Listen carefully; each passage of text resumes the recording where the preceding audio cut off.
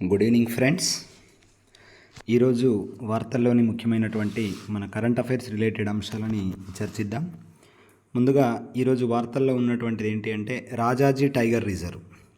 ఈ Rajaji tiger reserve ఎక్కడ ఉంది అంటే ఉత్తరాఖండ్ రాష్ట్రంలో ఉంది. సో ఈ రాజాజీ టైగర్ రిజర్వ్ 2015లో ఎస్టాబ్లిష్ చేయబడింది. సో ఇది ఎందుకు వార్తల్లో ఉంది అంటే రాజాజీ టైగర్ రిజర్వ్ ఫౌండేషన్ అనేది ఒకటి ప్రారంభిస్తారు అనేటువంటి వార్త ఒకటి ఈరోజు పేపర్లో వచ్చింది. సో ఇంకొక ముఖ్యమైనటువంటిది ఏంటి అంటే మనకు ఉత్తరాఖండ్ రాష్ట్రంలో ఉన్నటువంటి ఇంకొక ముఖ్యమైనటువంటి tiger reserve and national park ఏంటి అంటే Jim Corbett National Park. Jim Corbett National Park India లోపల ఓల్డెస్ట్ నేషనల్ పార్క్, పురాతనమైనటువంటిది. అండ్ అది ఎప్పుడు ప్రారంభించబడ్డది అంటే 1936లో ప్రారంభించబడ్డది. జిమ్ కార్బెట్ నేషనల్ పార్క్ ఉత్తరాఖండ్లో ఉంది. సో ఇది first national park in India, 1936లో ఎస్టాబ్లిష్ చేయబడ్డది. సో దీనికి అంతకుముందు ఉన్నటువంటి పేరు ఏంటి అంటే Hailey National Park. Hailey National Park అనేటువంటి పేరుతో ఉండేది ఇది. సో ఇది ఒక ముఖ్యమైనటువంటి వార్త. అట్లాగే రెండవ వార్త చూసినట్లయితే మనకు ఇంటర్నేషనల్ సోలార్ అలయన్స్. సో ఈ ఇంటర్నేషనల్ సోలార్ అలయన్స్ అనేటువంటిది భారత్ మరియు ఫ్రాన్స్ ఈ రెండు దేశాల యొక్క ఇనిషియేషన్ వల్ల ఏర్పడ్డటువంటి అలయన్స్ ఇది. ఇంటర్నేషనల్ సోలార్ అలయన్స్ ప్రస్తుతం ఇంటర్నేషనల్ సోలార్ అలయన్స్ యొక్క 6వ సమావేశాలు న్యూఢిల్లీలో జరుగుతున్నాయి.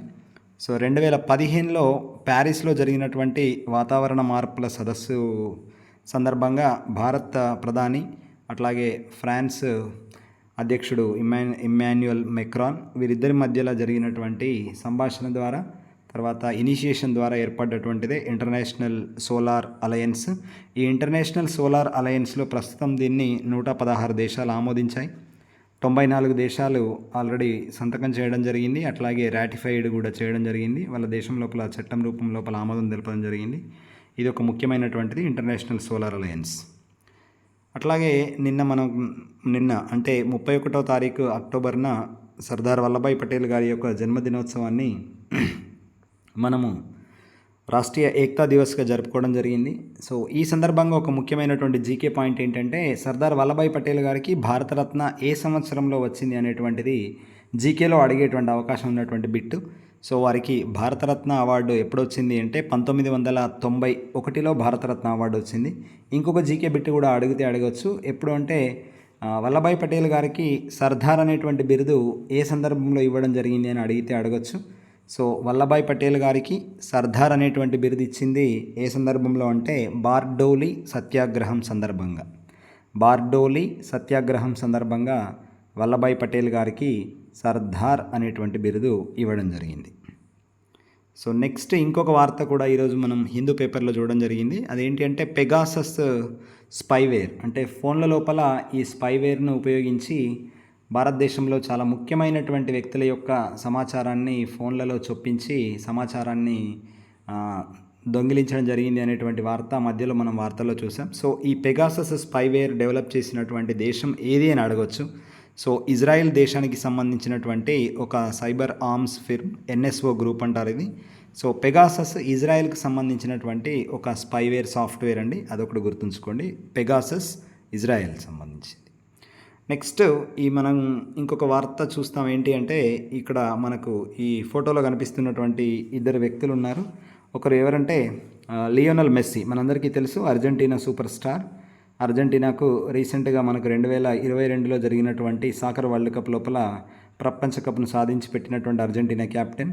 అట్లాగే అతడి పక్కకు ఉన్నటువంటి వ్యక్తి ఎవరు అంటే స్పెయిన్ దేశానికి చెందినటువంటి ఫుట్బాల్ క్రీడాకారిణి. స్పెయిన్ వరల్డ్ కప్ గెలవడం లోపల ముఖ్యమైన పాత్ర వహించినటువంటి వ్యక్తి. తన పేరు ఐటానా బోన్మాటి.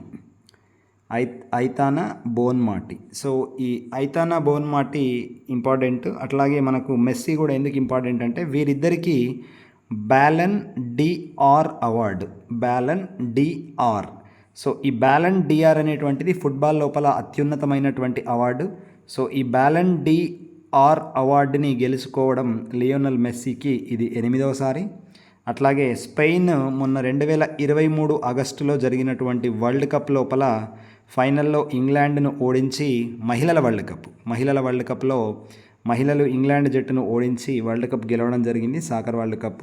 సో అందులోపల ముఖ్యమైన పాత్ర వహించినటువంటి ఐతానా బోన్మతికి కూడా మహిళల విభాగం లోపల బ్యాలన్ డిఆర్ అవార్డు ఇవ్వడం జరిగింది. So Lionel Messi and Aitana Bonmati వీరిద్దరికీ కూడా బ్యాలన్ డిఆర్ అవార్డు వచ్చింది. అట్లాగే so external affairs minister Jaishankar గారు పోర్చుగల్ పర్యటనలో ఉన్నారు ప్రస్తుతం. సో పోర్చుగల్ దేశం యొక్క ప్రధానమంత్రి అయినటువంటి యాంటోనియో కోస్టాను కలవడం జరిగింది. ఎక్కడ అంటే పోర్చుగల్ రాజధాని మనకి తెలుసు, పోర్చుగల్ రాజధాని లిస్బన్ అండి. సో లిస్బన్ లోపల పోర్చుగల్ ప్రధానమంత్రి యాంటోనియో కోస్టాను కలవడం జరిగింది. సో పోర్చుగల్ ప్రధాని ఎవరైనా అడగచ్చు, లేదా పోర్చుగల్ రాజధాని ఏంటి అని అడగచ్చు. సో నెక్స్ట్ మరొక ముఖ్యమైనటువంటి వార్త కూడా ఉంది. థాయిలాండ్ దేశం మనకు భారతదేశానికి వీసా ఫ్రీ ఎంట్రీ, అంటే వీసా లేకుండానే థాయిలాండ్ దేశాన్ని భారతీయులు సందర్శించేటువంటి అవకాశం కల్పించింది. 2024 మే 10 వరకు కూడా ఈ అవకాశం ఉంది. సో ఇక్కడ మనకు ఇంపార్టెంట్ ఏంటి అంటే థాయిలాండ్ దేశానికి సంబంధించిన క్యాపిటల్ సిటీ ఏంటి అంటే బ్యాంకాక్. అట్లాగే శ్రీలంక కూడా మనం మొన్న చూసాం. ఎలాంటి వీసా లేకుండా కాదు, వీసా ఫీజు ఏం లేకుండా కూడా, వీసా ఫీజు లేకుండానే మనము శ్రీలంక దేశానికి సంబంధించిన వీసా తీసుకోవచ్చు, వెళ్ళవచ్చు. సో అదొక వార్త చూసాం మనం మొన్న. అట్లాగే ఇంకొక ముఖ్యమైనటువంటి వార్త ఏంటి అంటే యునెస్కో కోజికోడ్ అట్లాగే గ్వాలియర్ ఈ 2 సిటీలను కూడా గుర్తించడం జరిగింది.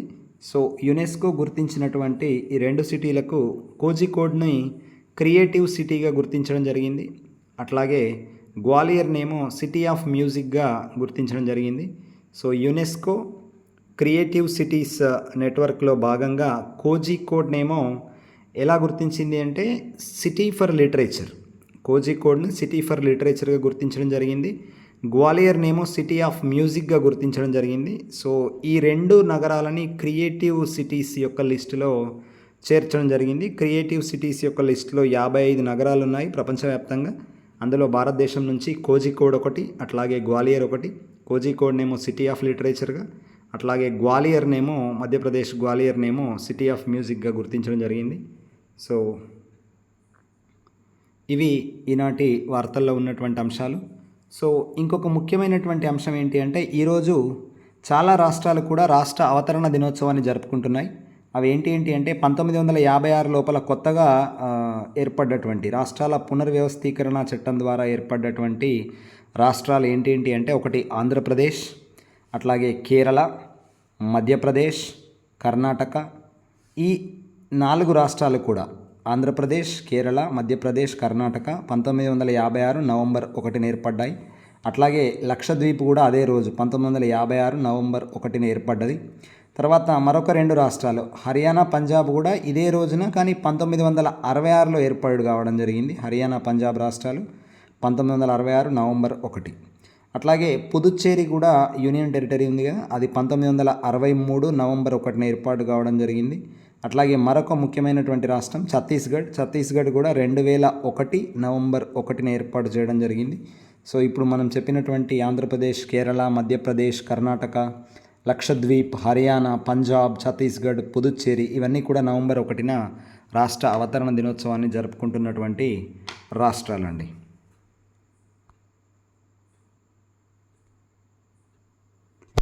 సో మరొక ముఖ్యమైనటువంటి విషయం ఏంటి అంటే నరేంద్ర మోడీ బంగ్లాదేశ్ ప్రధాని అయినటువంటి షేక్ హసీనాతో కలిసి 3 ముఖ్యమైనటువంటి ప్రాజెక్టులని ఇనాగ్రేట్ చేయడం జరిగింది వీడియో కాన్ఫరెన్స్ ద్వారా.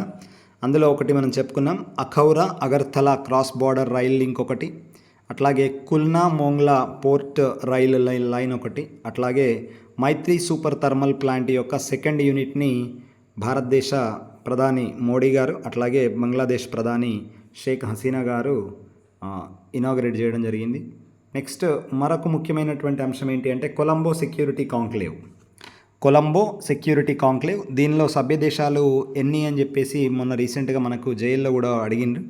సో ఈ కొలంబో సెక్యూరిటీ కాంక్లేవ్ అనేది 2011 లోపల ఏర్పాటు కావడం జరిగింది. అప్పుడు 3 దేశాలు మాత్రమే సభ్యులుగా ఉండేవి, India, Sri Lanka and Maldives. Colombo security కౌన్సిల్లో ఇండియా భాగం అండి. సో ఇండియా, శ్రీలంక, మాల్దీవ్స్ భాగంగా ఉండేవి.